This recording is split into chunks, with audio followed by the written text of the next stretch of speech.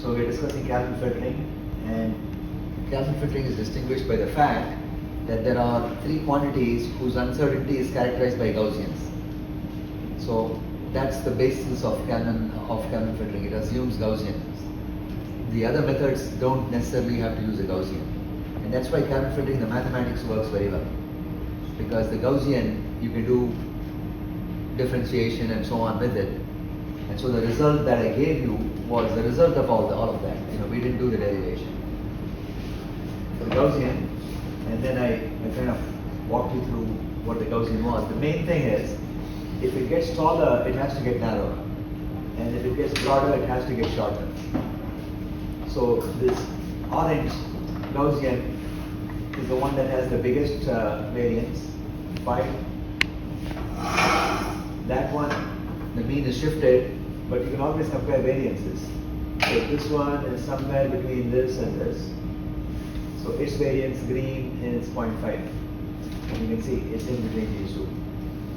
The mean just shifts the whole bell curve to a different one.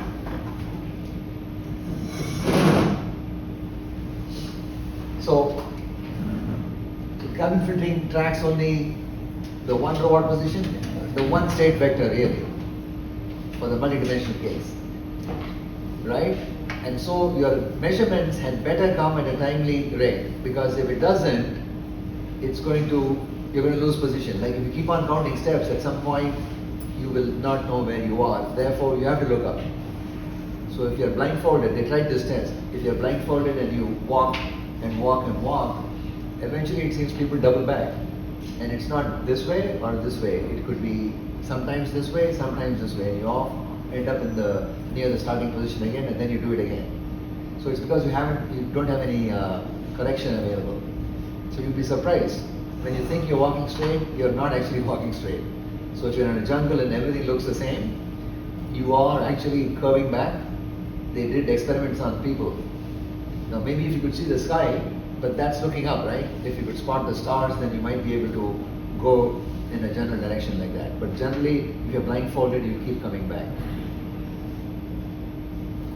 So, because it uses only a single pose estimate, remember Markov keeps several options open. Ideally, it keeps options open for every single tile in your environment. But that's not necessary, because the robot is not going to be 5 miles away. So typically, the active probabilities are around here. So it keeps all of them alive.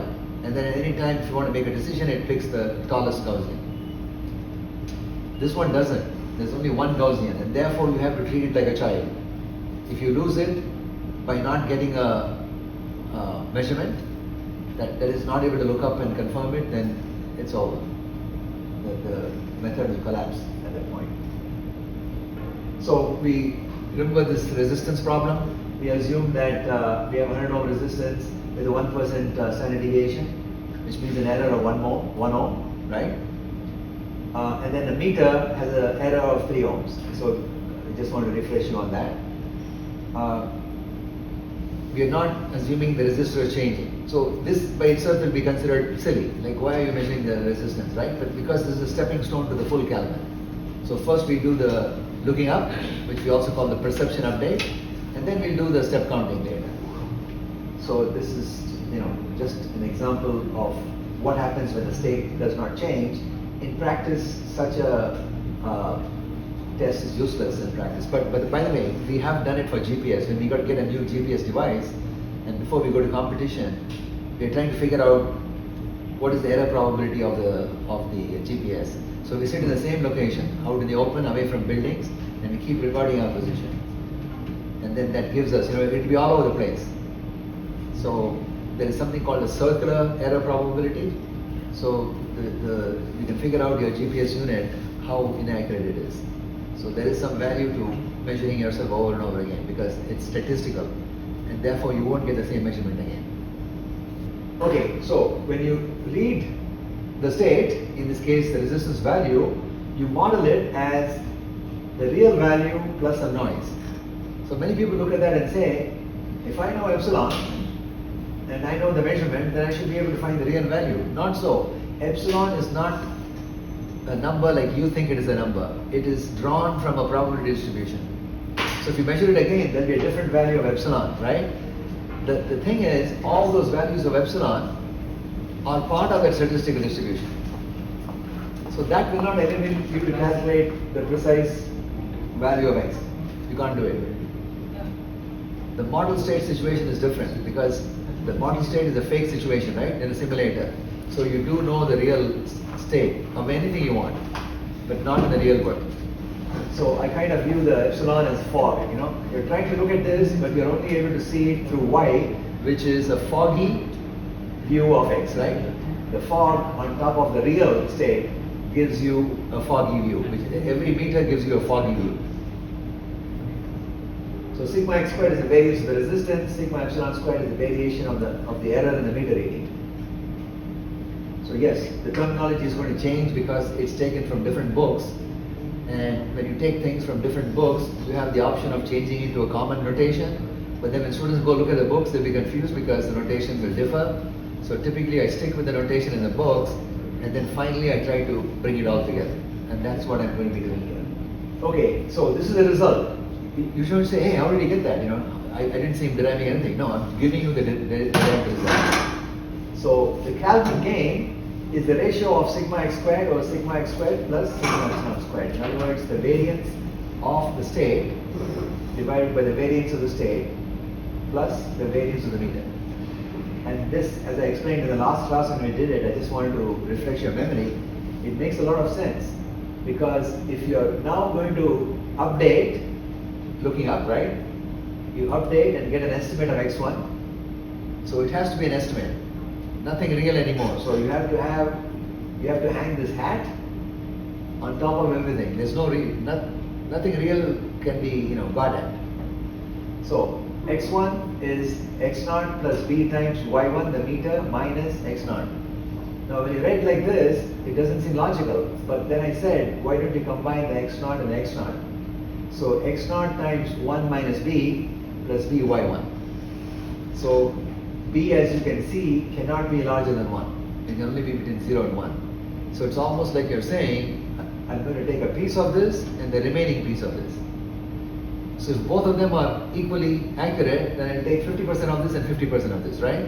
Otherwise, it makes perfect sense to combine them in such a way that you give more importance to which one you trust more. Now, trust is not like a human trust. You look at the variances. So that's why you have the variances. So if the meter is much more accurate than the accuracy of the stated resistor, meter sigma epsilon squared is much smaller than sigma x squared. You know what I'm saying? The meter is much more accurate. Sigma epsilon squared is quite small because we have a tall Gaussian. Then the denominator is approximately sigma x squared. And then you get 1 in the extreme case. On the other hand, the opposite situation, the resistance, what the manufacturer told you is much more accurate, then you get 0. So typically you won't have 0 or 1, it'll be somewhere in between. The 0 or 1 means one of them is not doing any work, right? So what's the point of having that? So it's generally somewhere in between. So that is the beauty of the Kelvin filtering result derived by Rudolf Kelvin. Because the result is so intuitive, it makes perfect sense. And yet he derived it mathematically. So it is based on derivation. So you're saying, I've taken a lot of steps, but now I have a measurement. What is the best choice for the combined value, given that I have a measurement? So the variance, so what I meant was that the variance of the estimate, once you combine this with a measurement, right, you can't stick with the variance of this anymore because the new result is a little bit of this, a little bit of this, right? So the variance also has to change because you have mixed a measurement with the estimate of the state. So and this is also a result. What Kelvin found out is that the variance of the estimate is it's almost like combining two resistors, R1, R2 by R1 plus R2. And it can also be rewritten as this, but that's the form in which it is implemented. I think this provides much more insight. So this can be shown to be the same as 1 minus b, where b we just now formulated. right there. So that's easy to show. But the result, if you look at it, it's better to leave it in this form. Because you know that when you combine two resistors in parallel, the equivalent resistance is smaller than the smaller of the two. And which means that the variance of the estimate is smaller than the smaller of here, smaller than the smaller of these two. What does it mean? It means that you're always getting better. So even a bad instrument and a bad estimate of state will give you a better result. So you should not get carried away and say, if I keep on doing this all night, count, measure the resistor, that you'll reach perfection. At some point it starts tailing off. It starts to flatten out, and you squeeze the orange, as much as you can. But normally you would not believe this. You'd say, I have to go down because, I'm taking a measurement and there are two imperfect processes, I have to get a more imperfect result. But not really, you actually get a better result. So if you do three things right, it'll even be better. Now why would you do three? Remember I told you odometry and IMU, they can both be used for a vehicle that rolls. So some people use an IMU and an odometry. And that kind of boosts the odometry longer. You know what I'm saying? So if you use the two at more cost, obviously, we had an IMU just cost $15,000.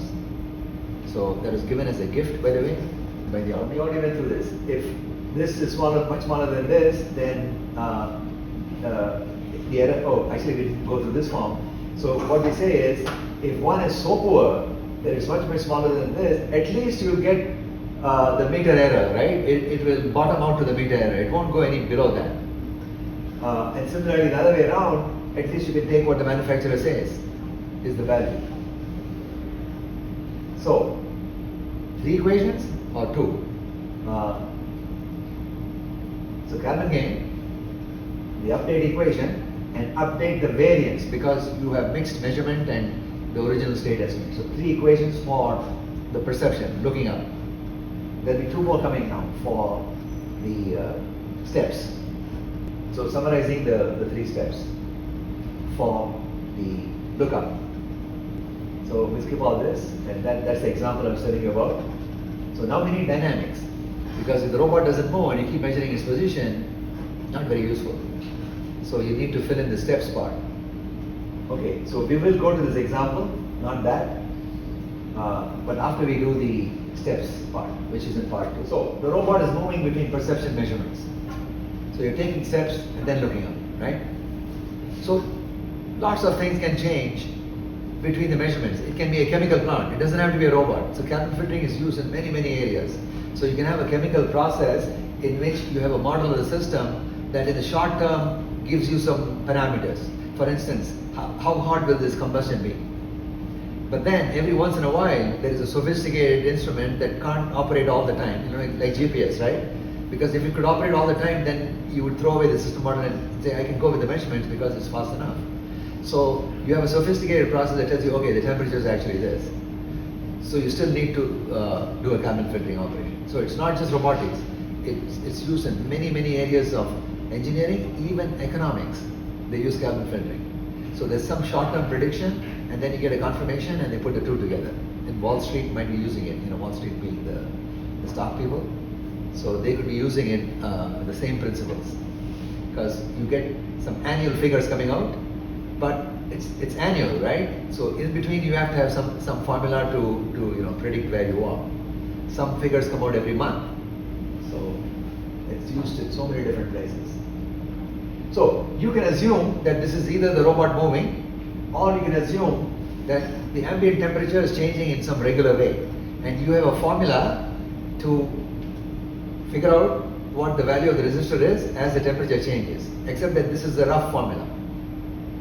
So typically the process equation is very rough. It's like counting steps is very rough. You need something like a GPS measurement to reset it. Like reset it meaning reduce the error. Otherwise the Gaussian will become flat, right? You want to pick up the Gaussian basically before it collapses. So as I said, KF is not necessarily restricted to use of robotics. I also mentioned that we are only going to go with one-dimensional position. But think about a drone. Yesterday you saw drones, right? I showed you. Did you see the drones? No, you did not see the drones. But maybe I'll show it to you tomorrow. because the other group saw a drone experiment from University of Pennsylvania Grasp Lab. They do amazing, flips and so on, and they do it with other drones nearby. So they basically localize with respect to each other, and they do flips, and then when they have to go through an opening which is taller than it's wide, they go into this kind of a mode. The drone flips over on its wing and goes through, like, you've seen the movie Top Gun and all those movies. It's exactly like that, and all done by software. And they are using Kalman filtering to localize themselves.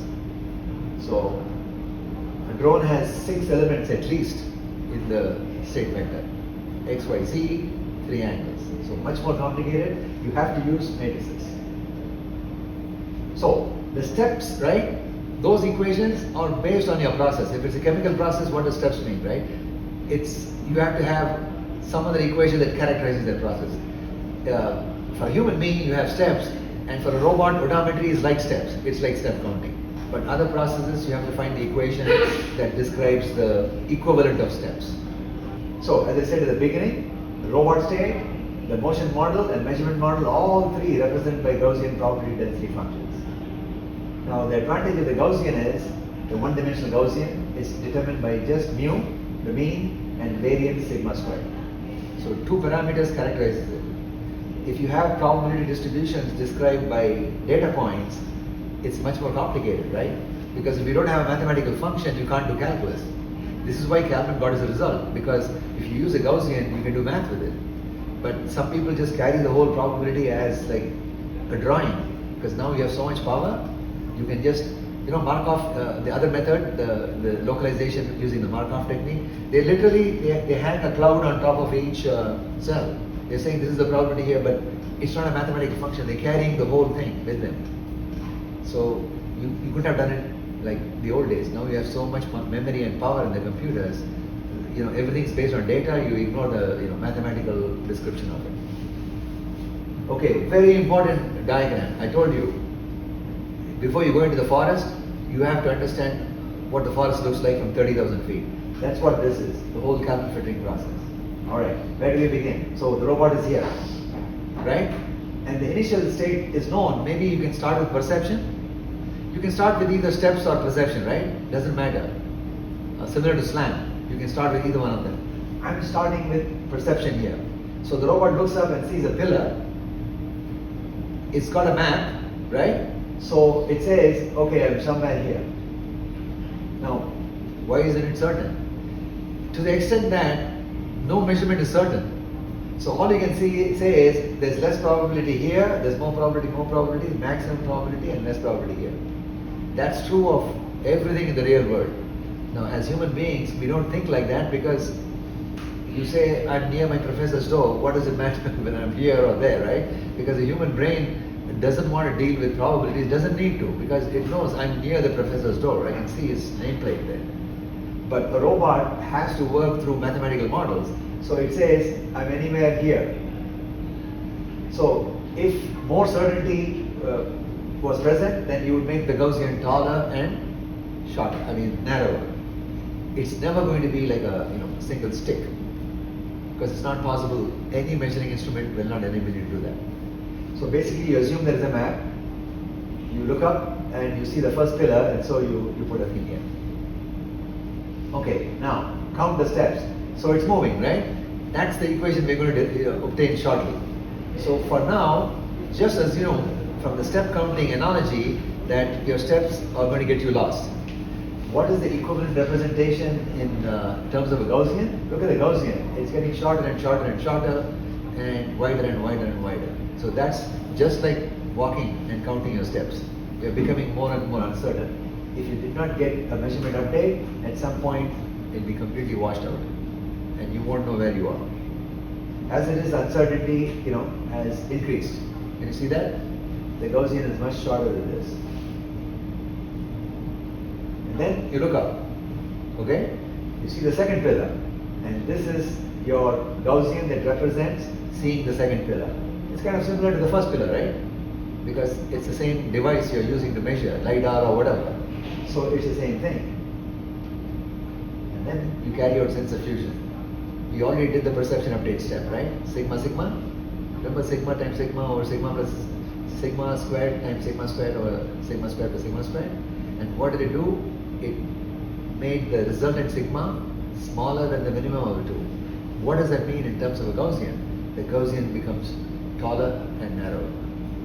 So there it is, the Gaussian has become sharp. So it's kind of a beautiful way of conceptualizing what is happening in Kalman filtering. So look at the Gaussian now, you're fairly certain. And now you're ready to do that again, right? You're ready to count steps again because you have freshened up basically, right? It's like you had a shave if you're a man. And now you're ready again to move forward because you've been picked up.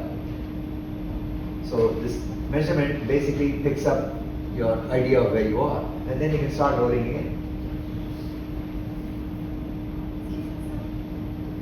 Sure. This perception is while the robot is moving forward. Yeah, at some point, typically at periodic intervals, like GPS comes in, maybe at 10 hertz. So this can be varied, So if you have a LiDAR, you have the ability to do it any time. But the problem with LiDAR is you have 360 days in the Turtlebot 3's LiDAR, right? That's a lot of processing. So GPS may not be that bad, but GPS's sampling rate is set. You can't change it. It's whatever the company that's providing you with GPS. So if you're going to use a LiDAR, you can turn it on any time. But the idea is that there's so much competition involved. You want to count steps as long as you can get away with it.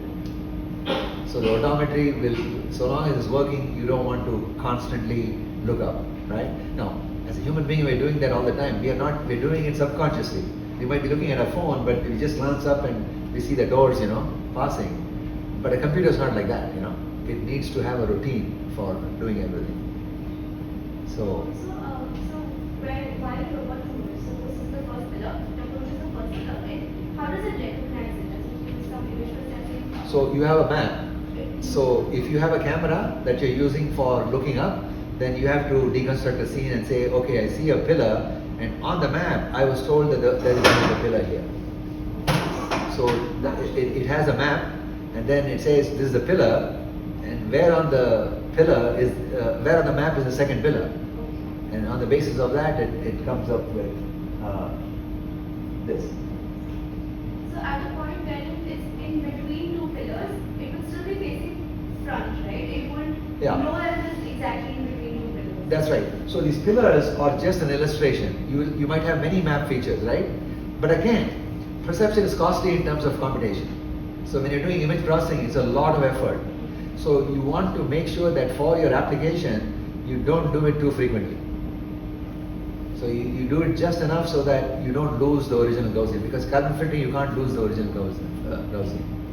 So that's the basis on which your frequency of the perception updates is determined. Because it's typically a lot more work. So that we can set, right? We can set that. Based on the application, we can set that. Yeah.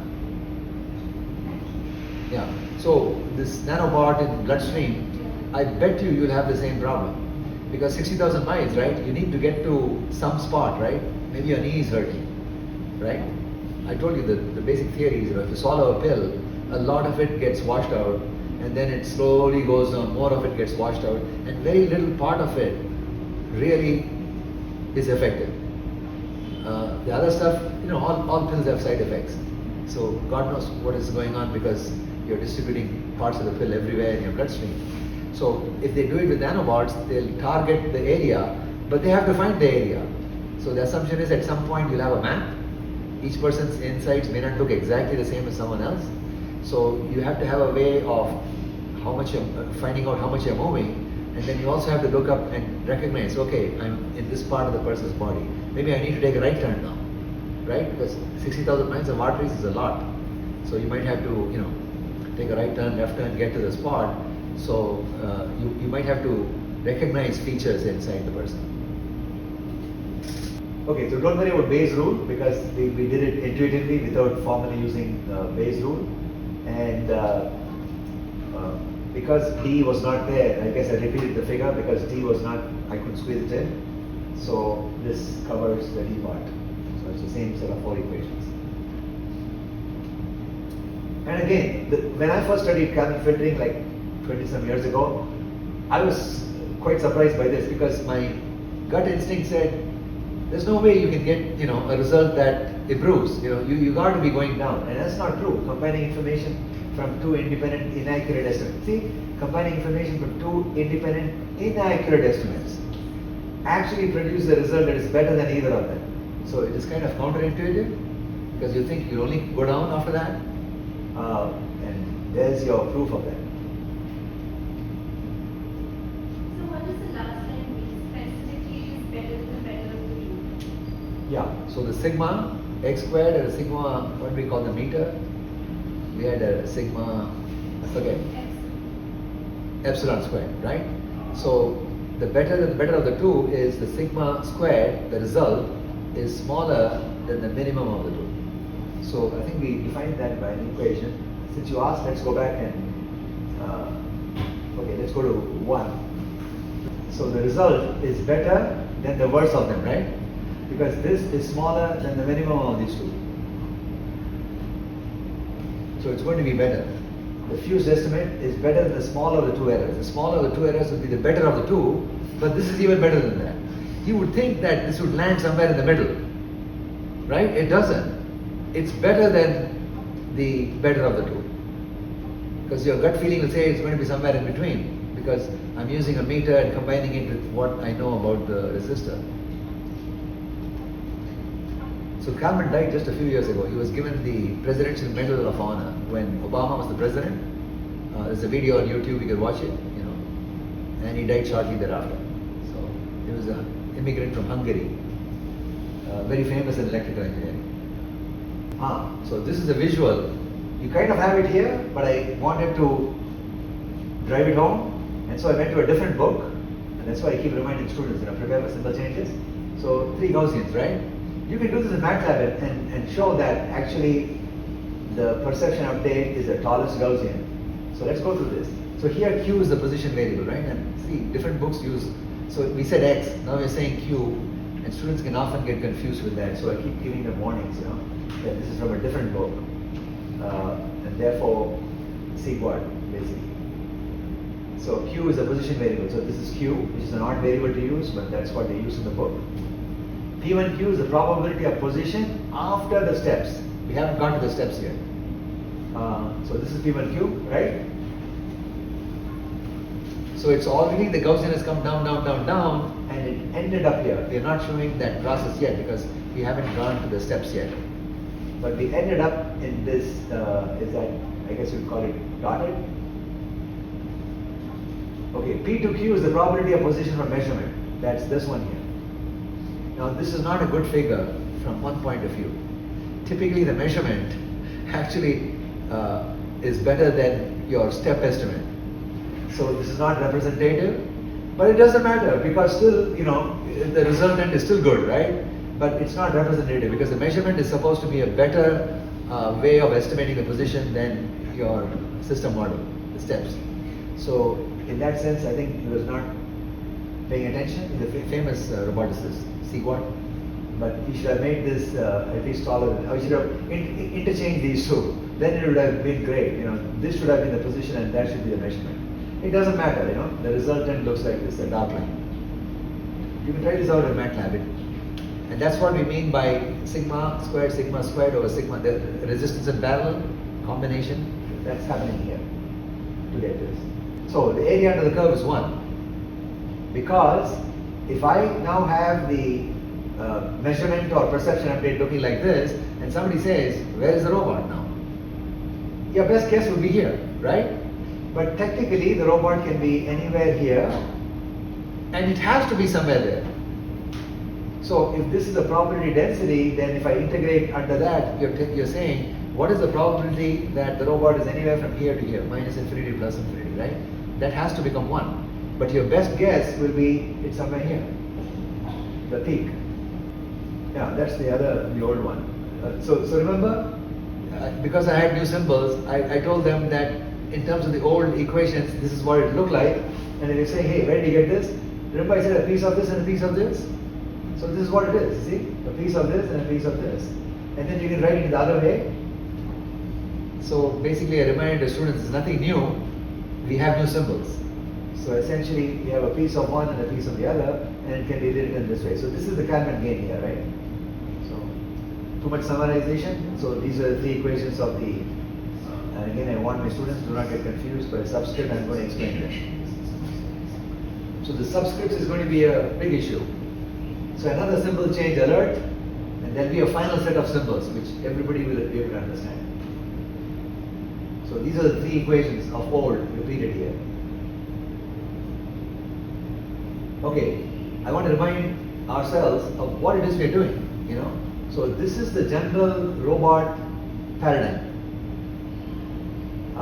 You're moving, so you can start anywhere here. Let's say that, okay, let's start from here. So you've got some driving decisions given to you, the robot, see, some driving decisions have come to you, the robot. Because some intelligent part of the program, cognition said, okay, knowing where I am and knowing a map, do this V omega. So the robot's V omega is applied to the system, right? And you get a new system state. Does that make sense? The old system state becomes the new system state because you just told it to do something and because you thought it was intelligent. Now, that system state is definitely not the real state because nobody can know the real state. To represent that, they put a system error, you know, system noise, system error. So the fact that the system error is a Gaussian tells you that you will never be able to figure out the right state because the system error is only like a number from a probabilistic distribution. So it's a nice representation. You tell the robot to move, it creates a new state, meaning that it's walking. But because you have a system error, in other words, the system model is just a guess. I told you, right, that V equals U plus AT is just a model. So it's not perfection. Therefore, to cover the difference, you have to have this error term. Because it's not perfect, the imperfection is represented by the Gaussian from which you draw a sample. So you can never get to the true state. Okay, then comes the measuring device because you've been doing this for a while and you're counting steps, and then you say, I need to take a measurement because I don't want the Gaussian to be washed out. So again, there's measurement error. It's not perfect. So what the measuring device tells you about the state is actually foggy because the measuring instrument itself has inaccuracies. So this gives you a foggy view of that, right? And now you think everything's lost, everything's fogged because that got fogged by this, and then the measuring instrument fogged up the true system state. So what are you going to do? Well, a Kalman filter saves a day and it produces an accurate estimate, and then you do it all over again. So this is how a robot operates. There's constant correction. There's fog. The system rule, Newton's law, whatever you're using, V equals U plus AT, it's foggy. And then the measuring instrument itself is foggy. And out of two fogs, you're able to create a better situation. It's kind of nice to know the big picture. So this is our example. Now we're going to do this twice because this example is also used in the MATLAB program we're going to run. Oh, I think I uploaded it. If not, I'll upload it. You can play with it yourself. But this is the equation. It's a rail car that is moving in a straight line on rails with a constant velocity. Now immediately you know it's a lie. Because if it started from rest, how could it have got to you immediately, right? So at least in the beginning, it didn't reach the velocity u, right? Because the forces are not infinite. So, in order to cover that, I put a noise term, W. So because this part is only a model, all the sense of using that model is covered by a sample drawn from a Gaussian distribution. So that covers the fact that I don't know fully whether this model works. No mathematical model you formulate will ever represent the real world. The real world has its own mind. The mathematical model is the humans. So, big gap. Now, another reason why you may not get an average velocity. Let's say you manage to immediately put it into the u. Somehow You have such powerful motors that immediately the robot attained its final velocity. How are you measuring the velocity? You have to use an instrument to measure the velocity, right? So you don't have an accurate estimate of, even if the average velocity is average, how do you measure it? You measure it with an instrument. So it's not going to be exact. Then the controller, right? You may have a speed controller there. So the controller, proportional, we talked about proportional integral derivative control, is going to do this. Because no controller can hold this, the output value exactly. When you do this, when you complete this exercise, you will know that it's not possible to hold it constant. It can only make it go up and down, up and down. So your heading correction is going to be like this. So therefore, the U doesn't hold, right?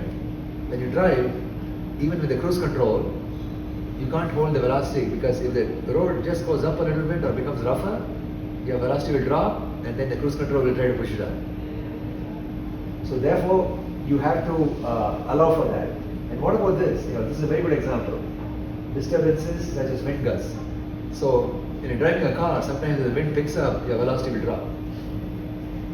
So your average velocity assumption is gone. So that's why you need this one here. Now, what is this? That has a derivative. No computer can implement a derivative or an integral, right? Because the computer uses samples. So this is the sample implementation of that.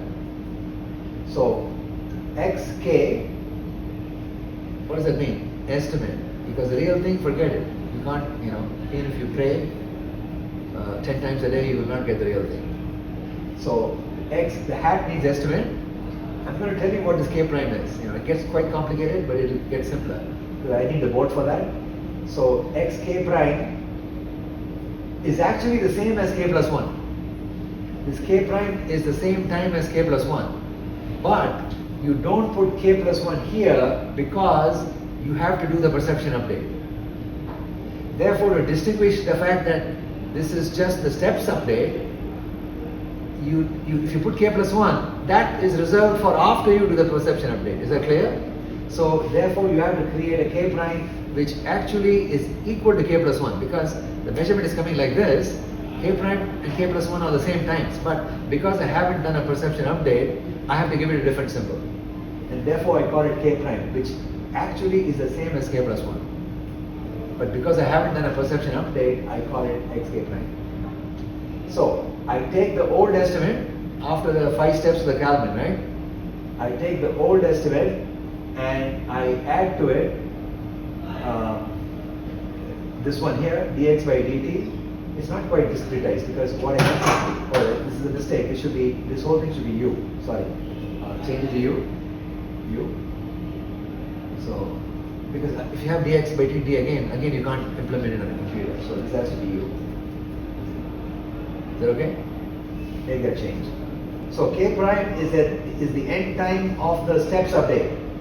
It is the same instant as k plus 1, but used to convey that the perception update is yet to come.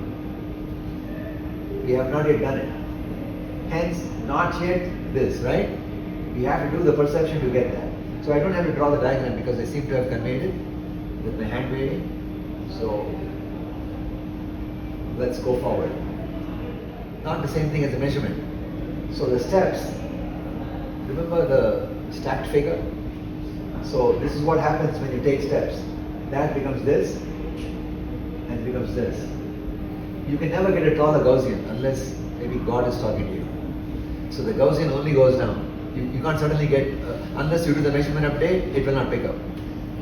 So the height consistently decreases. So you're becoming more and more uncertain, and you better do a perception update, measurement update. Now, this you have to take for granted because it's mathematical derivation of this equation actually. You can show that if that is your model, then your sigma k prime, so that is just before the measurement update, is sigma k squared, what you had before, plus look what's happening. The noise part of it is multiplied by the time interval. That's why this is happening. Because if you put more and more of a time increment between where you started and where you are right now, then this term becomes bigger and bigger and bigger. And that's why it's washing out. This doesn't change, right? It's the old one. This is time dependent. Do you see that?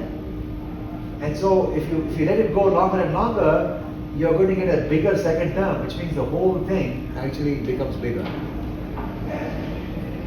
So that derivation, we can just accept. Okay, so here are the equations for the measurement update. We brought them back. So you remember the Kalman game? So now you have to have proper subscripts. Notice, it's no longer x1 obtained from x0 because it has to go continuously. So you have to use general, you can't just say 1, 0 and 1 because that's just the starting point and the next point. This has to be valid anywhere in the process.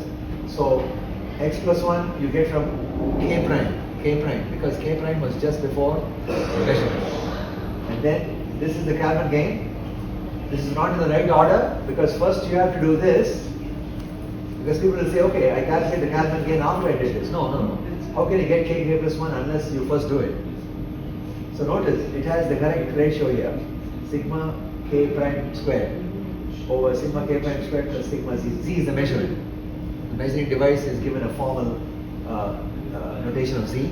That's traditional in Kalman. And then you apply that. And then, okay, I don't know whether you remember that. Let's see. When we had to update here. Remember, we had to update the variance because once you mix up the state uncertainty with the measuring instrument, because you mix them up, you got to update the variance. And that's what is being done right here. The same three equations written with proper symbol notation. So 2 equations from the steps, 3 equations from the lookup, a total of 5 equations. So even if you have a state vector, you'll still have 5 equations, but it's going to be matrix equations. And it's going to be hell, because I remember the old days in tests, they would expect us to do this with the help of a calculator. I don't know what the point was, but obviously, most human beings are going to fail at putting numbers into a matrix and multiplying them. But that was the norm in those days.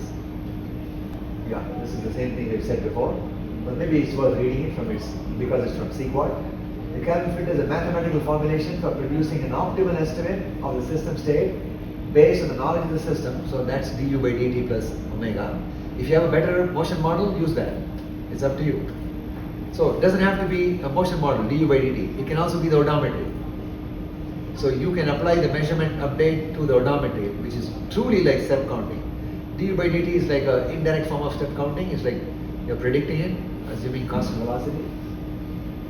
So the description of the system noise, remember we had a system noise. So the measuring device, the knowledge of the system, and the description of the system noise. All 3 are Gaussians. The assumption is Gaussians. And that's how you get the Kalman filter to work for you. And we're going to go into this guy's program. It's a bit of a messy program, but I think he's coded it correctly. We'll take a look at it. So let's take a break of 5 minutes. I will make sure I posted this and then we can continue. Now, the real program they want to see is this one. This is my solution to the second exercise. Right? You're just willing me to click on this tab. Okay. So, you see the speed is programmed here, 2 meters per second. dt is the time increment. xk plus 1 minus, tk plus 1 minus tk. So essentially he set it up and he's chosen some values of the variances. For the initial state, it's 10. You know why? Because this is sigma squared. So the standard deviation is 10 times 10. So some people like to know the standard deviation sigma, some like to know sigma squared. But it's sigma squared that goes in here. This is the measurement, this is the process noise, this is the measurement noise.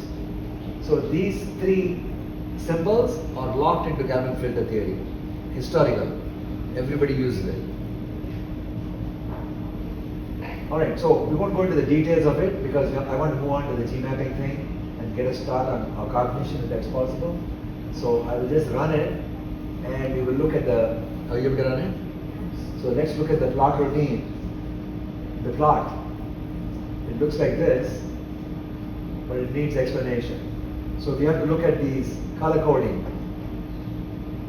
So I'm going to ignore the ground truth because the ground truth is like a model state, right? And so ignore the blue But the most important thing is, this is the corrected state. So corrected means after looking up. Predicted state is your step counting. So the orange is the step counting. After you do the lookup update, it's the corrected state, and these are the sensor measurements, which is like a purple. And so we have to zoom in here. So zoom in, and let's just. So the corrected state, red.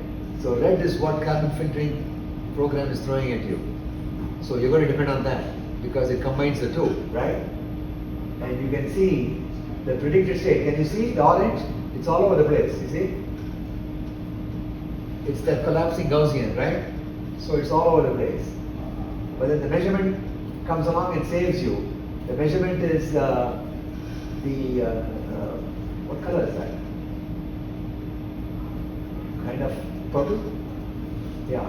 And then the corrected is red. So the red is kind of hanging solid. This one, if you let it go some more, you can change, when you do the updates. You will find that the orange is going to kill you. It's going to collapse the whole Gaussian. So you can play with those numbers later. But I basically wanted to show you that the program is there. He's written it as in a matrix form, but we are only using it as a single piece. It's written for general use. So corrected state is the final. That's what you depend on. Yeah. That is when you go to the second pillar and you take a measurement and you combine the two, and the Gaussian suddenly goes up again. Predicted state is the system state. The corrected system state, that's what it is. The predicted state, okay. Yeah, the corrected system state combining the measurement with your steps prediction. So it's called prediction correction. Prediction is the system model, and correction is with the help of the measurements. So prediction would be the same as counting steps, and correction would be the same as lookup. Look up and combine that information with your predicted state. What's the ground truth then? So the ground truth is the real value, what it should be, because we are doing an artificial simulation. So we have to know, what is the real value, right? So that's what it is. So we're supposed to see how close the ground truth is to the corrected state? So the ground truth, I think, he's made a mistake in programming it. That's why I didn't want to talk about it, because if you look at his code, he's adding noise to the ground truth. I don't know what that means. Why would you add noise to the ground truth? So I'll show you. Somewhere here, the ground truth. So what is the ground truth variable? Let me see. So ground truth is number 1, capital XX, which is actually coming from little x, right? So you see here, first one is ground truth, which is XX. And XX is successive points are being packed into this, right? Oh, sorry, this one, capital XX, is actually capital X. So he's got that as a ground truth variable, but if you go back, you will see that he's adding noise. See? Why would you add noise to the ground truth variable? Makes no sense. You should delete this. Because if the ground truth has noise, it's not a ground truth anymore. Right? You've lost contact with that also now. So I think he's made a mistake there. I need some more time to check it out, but you can't be adding noise to the ground truth. The ground truth is u times time increment plus the old position. That's, So if you remove this noise, I just tried removing the plus n. And what happens? It gives a really different graph.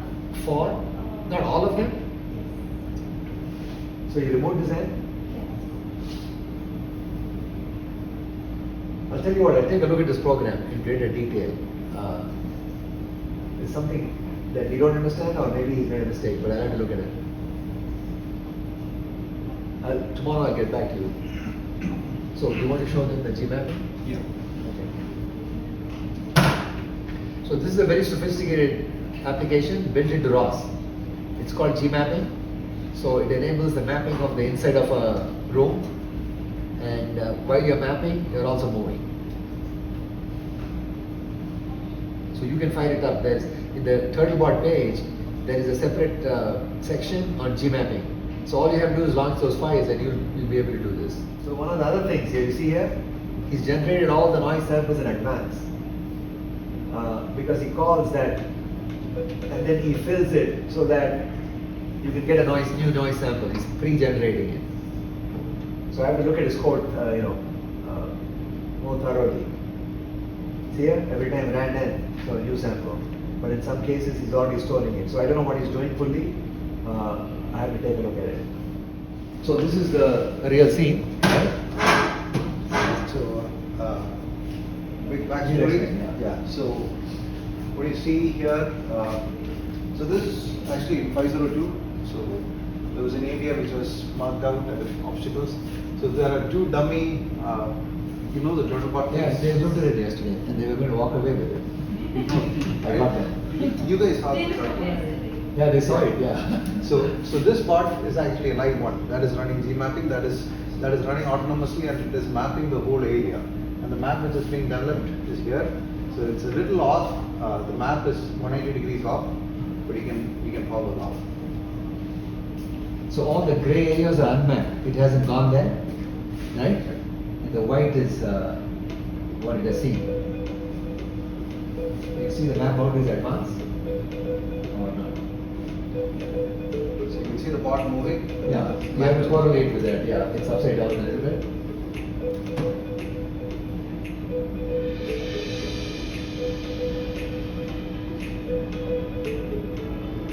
So the robot is coming down, it's actually going up in the natural scene.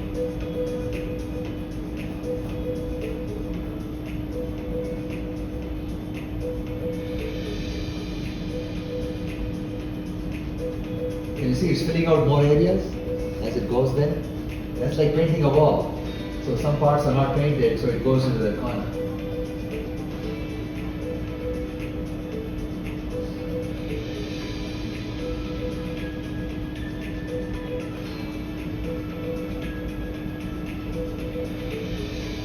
I got a top view.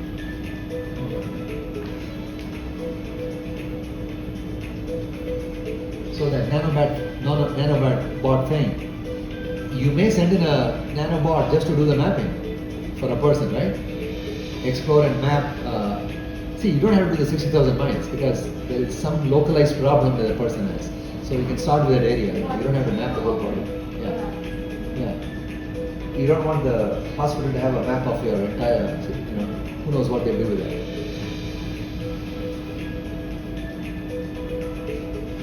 So the beauty is it's like painting a wall, as I said. It's filling out areas. Of course, it can't map beyond the walls, right? It can't. So, because it has to go there to be able to map it.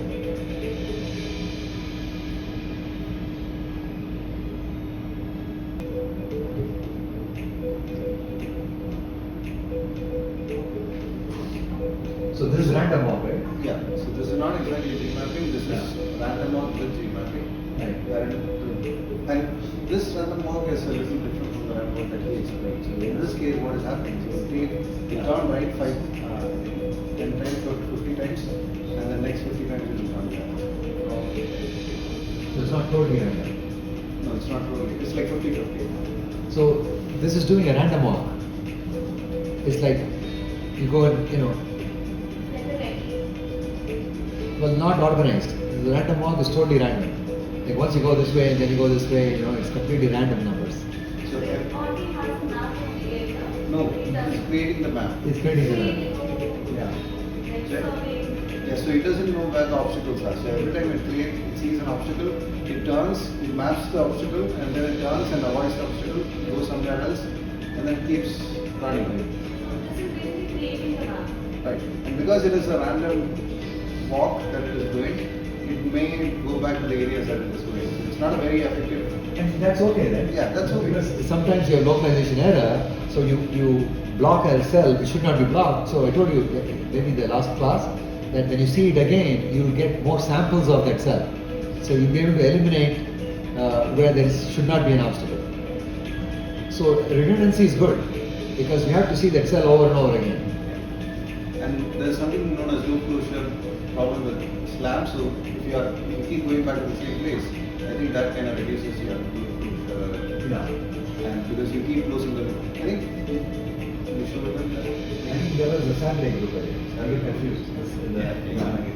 They have not seen it. So now it's done. So now everything's done. Yeah. So there's also an algorithm known as frontier algorithm. So as opposed to the random walk, in order to sweep the entire area, frontier algorithm. So in any environment, you can pick the best direction to go in where you get maximum information about the environment.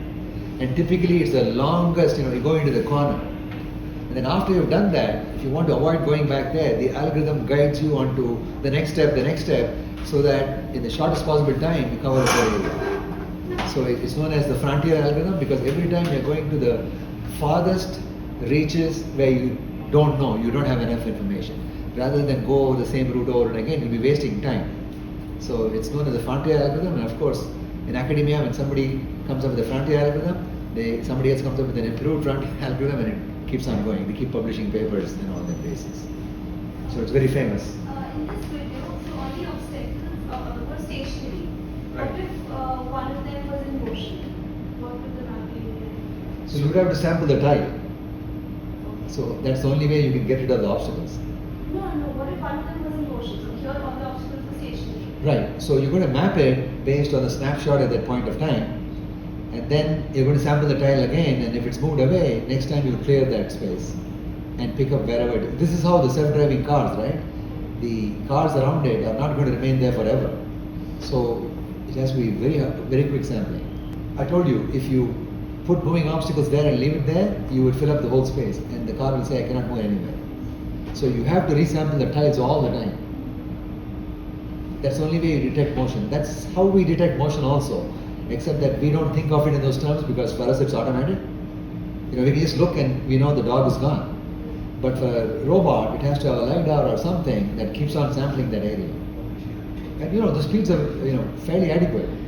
We work with 75 samples per second LiDAR, so 360 degrees, but it takes a full frame 75 times a second. So that's pretty fast. You have to have a really fast object in order to miss that. So most objects, even moving, you can pick up that. So this is the top of the pyramid. It's literally the brain. So cognition could be anything that you can think of that a human being does. So face recognition would be cognition. And so if you put a camera on a robot and get it to do face recognition, that becomes a robotic cognition, right? So we really have to restrict ourselves because there's so many things. You can say how to defuse a bomb. That's cognition, right? So we have to pick something that relates to all robots, and that is path and motion planning. Every mobile robot, even the robot arms, they have to do path and motion planning, right? Because even a robot that is on an assembly line, welding has to do path and motion planning. So wall following is a cognition task. So I give my students an exercise to follow the wall. Tomorrow I'm going to show you. Tomorrow or Monday I'll show you a program that you can use the LiDAR to sense a wall and then keep your distance from the wall. Now this is not as easy as it sounds because if you have 360 degree LiDAR and the wall is here, you're not going to use all 360 rays, right? It won't make much sense. So do you use this much, or do you use this much, or do you use a very narrow amount? Now, if you only use like 5 rays, the problem is because remember the control strategy, the robot is going to go like this. It's never going to maintain like a perfectly parallel path, right? Because the control loop always overshoots and undershoots, right?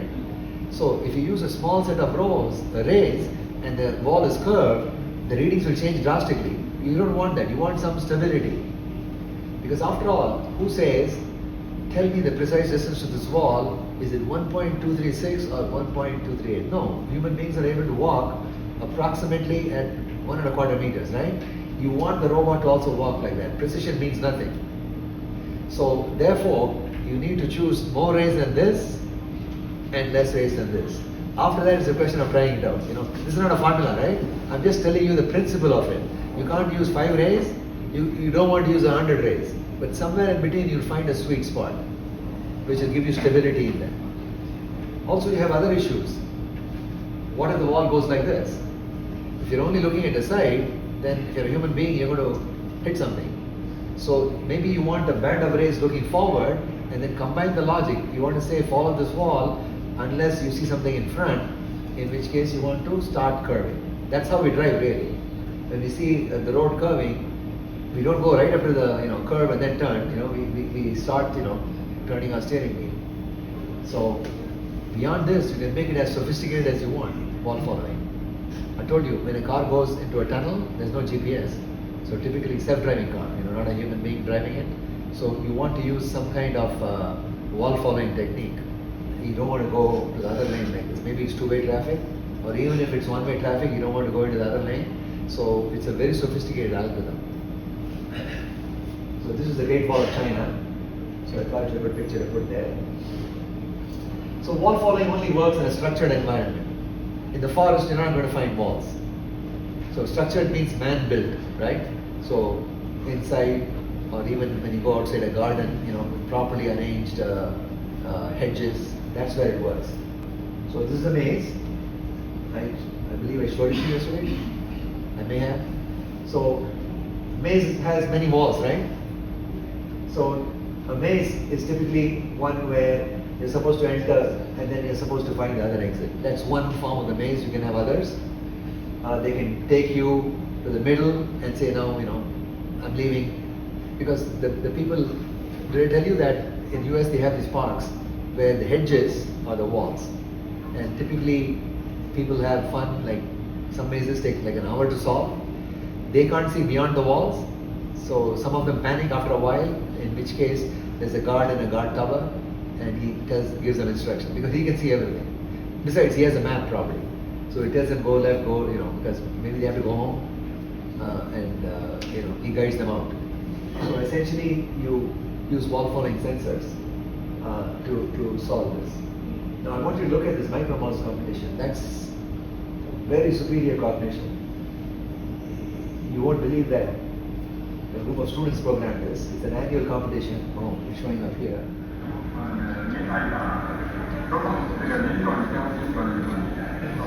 See how fast it is? So it's a usual go right, go right, go right, go right. And that's an algorithm for solving a maze. Always go right. And then it comes back to where he got it, dead end brings you back and then you go right again. You know what I mean? Once you reach the dead end, come back and go right again.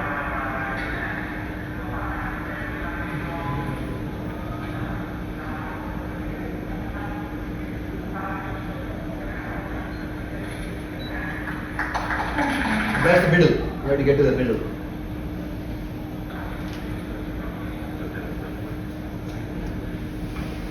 A bit slow on the straightaway, could have gone faster. Now look at the speed now. So there's a strategy involved, right? Not a constant speed because you have to get there as soon as possible. They don't have a map right now. That's why he's searching.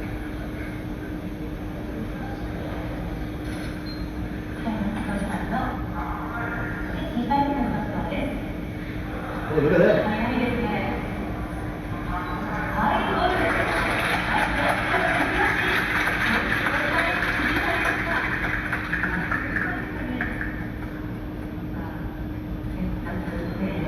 So they time them.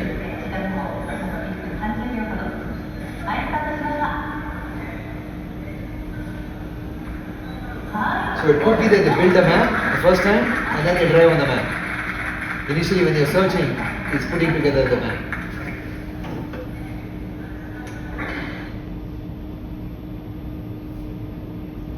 We have to clock it to the third decimal digit. That's how close it is. That's pretty slow. But it's probably mapping now, or maybe not. 3:1. It's going in slow motion. Oh, okay. Oh, it said 3:1, is it?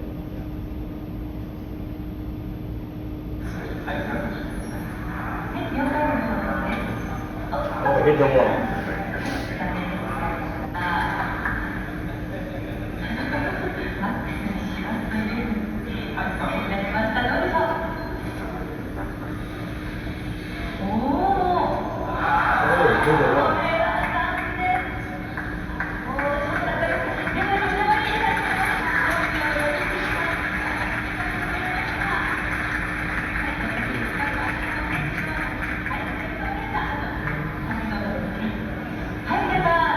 Okay, so it's just a tiny microprocessor.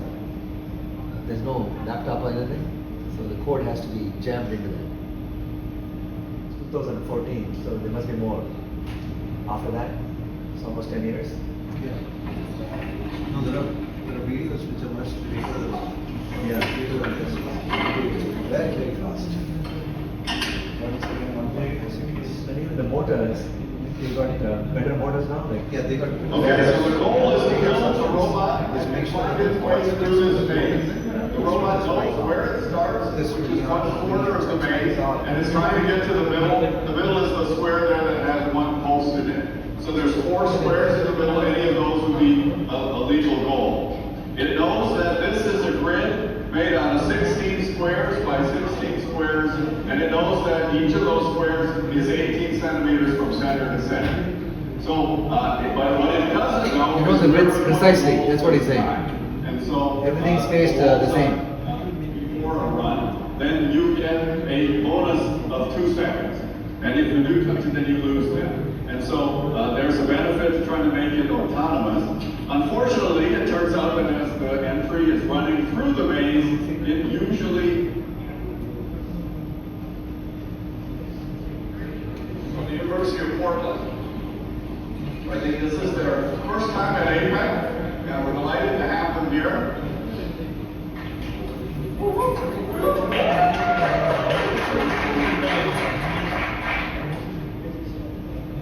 The camera guy is causing seasickness. Yeah. Moving all over. You should have a competition like this. Oh, this very, very advanced. Yeah, they are. But you slowly build up, right? Because you can buy the vehicle. Yeah. Why so slow? This is mapping. There's no advantage to what you do. Like mapping. Yeah. So there are complex algorithms for mapping stuff. So, that is very difficult. Yeah. No, every time it hits a wall and back deletes the map. So otherwise, next time it goes to everything. So it deletes the map and it really looks like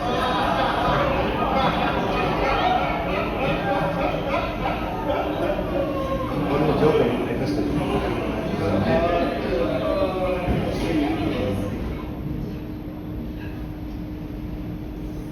This is an entry that has 6 wheels. So it has 3 drive wheels on each side. Many of the ones that you've seen so far have 2 drive wheels on each side. So it's got 6 drive wheels, skid steer.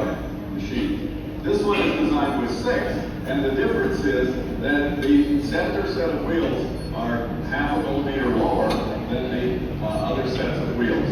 So this vehicle has the ability, when it's going on a straight, it has, usually it'll rock a little bit, but it rocks back on 4 drive wheels, and so it accelerates really well. It brakes on 4 other drive wheels, so it brakes really well. And when it turns, it tends to turn on the middle set of wheels, and so it turns very accurately.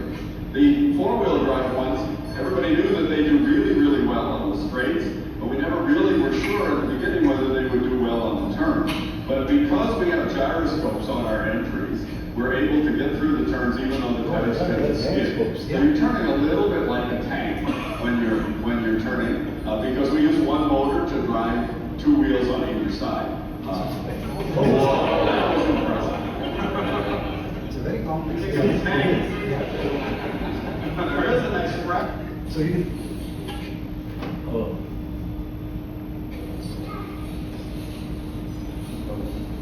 It's like a mouse.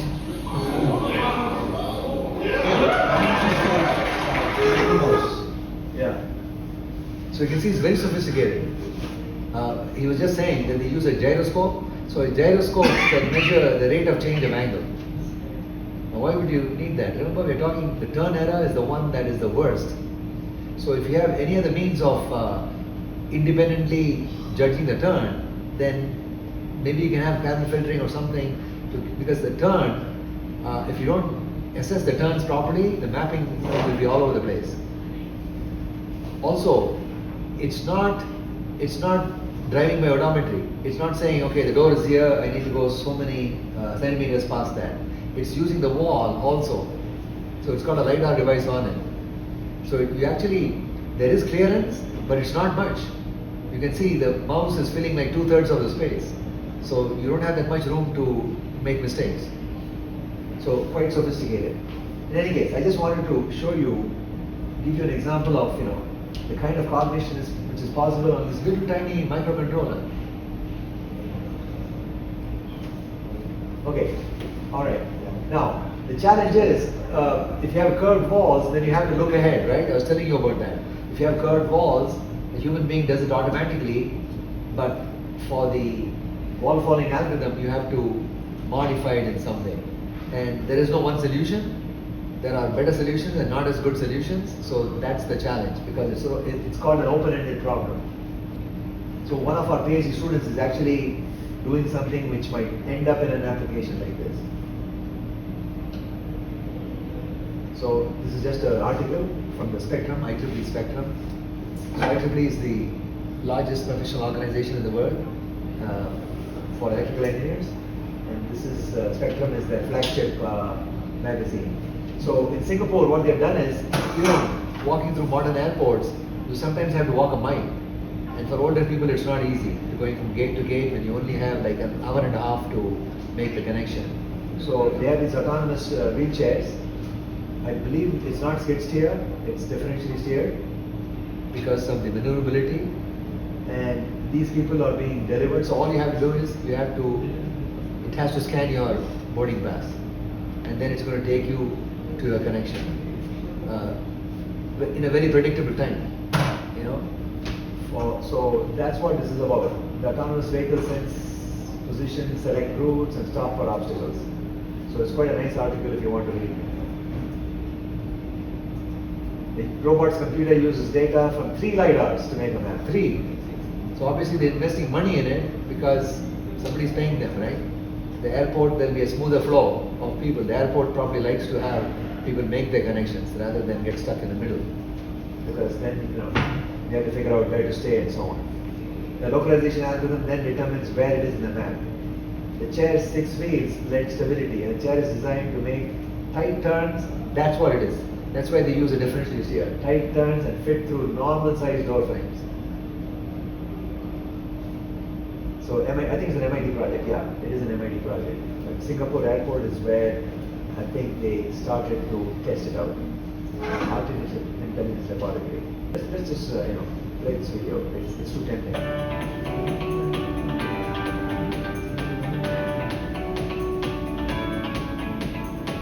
東京国際空港ターミナル様とパナソニックでは2020年に向けて訪日外国人の方や車椅子で移動する方にとってもより安心で快適な日本の旅を楽しんでいただけるようなサービス共同実証実験を行っています。こちらは車椅子ビルネックです。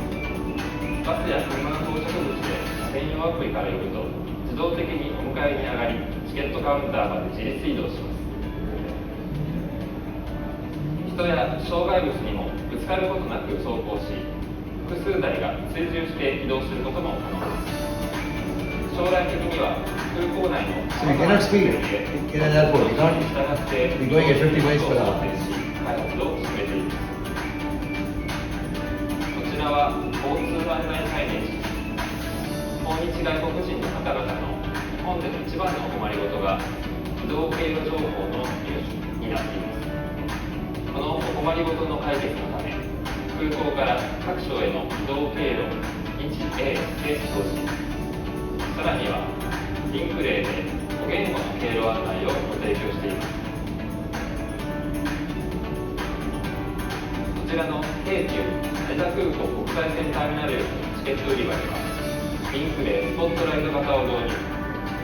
リンク例で目的駅までの量、経路、時刻表を表示することができます。羽田空港の国際線ターミナルリバーサルデザインを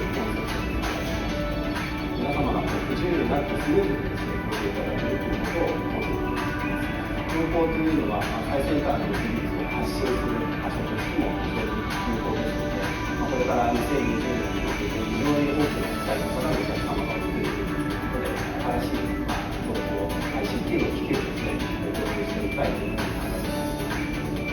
これらの実証実験で実際にご利用いただく方々の声や意見をお聞きして、より便利で安心しててご利用いただける日本のオンラインサービスを各地で提供できるよう開発を進めていきたいと考えています。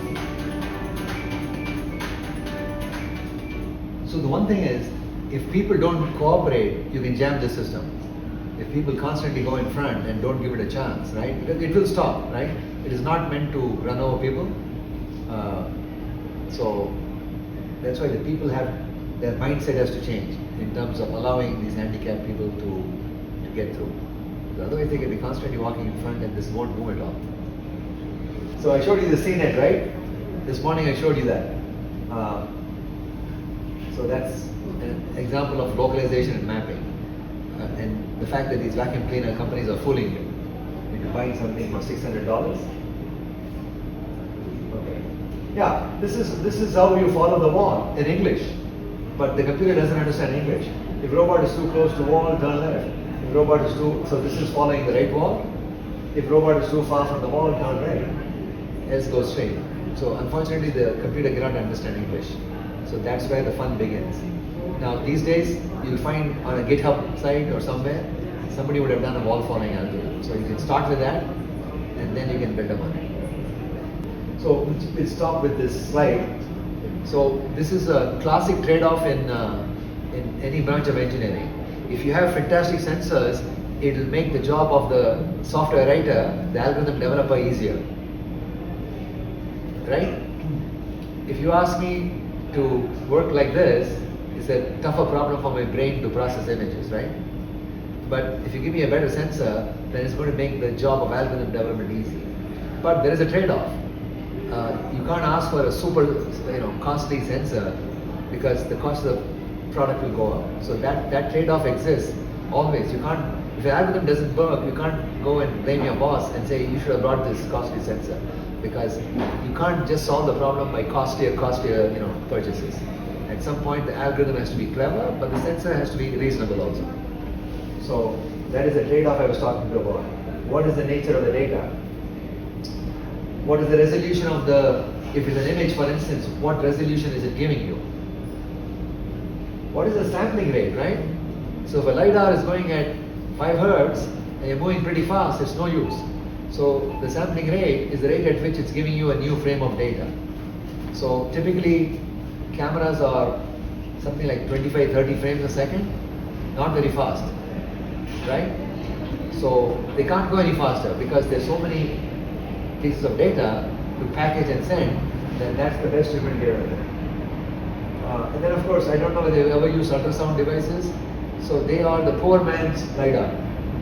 So ultrasound, it always identifies an object within this zone. So basically, you can't tell where it is. So you have to have multiple zones. You have to have one facing this way, another one this way. So you overlap these sectors, and by figuring out whether it's in this zone and this zone, okay, then you say it's in the intersection area. So we are much cheaper than LiDAR, because LiDAR started at thousands of dollars. Now the price has come down, but ultrasound is tens of dollars. So many trucks use it. Even cars use it.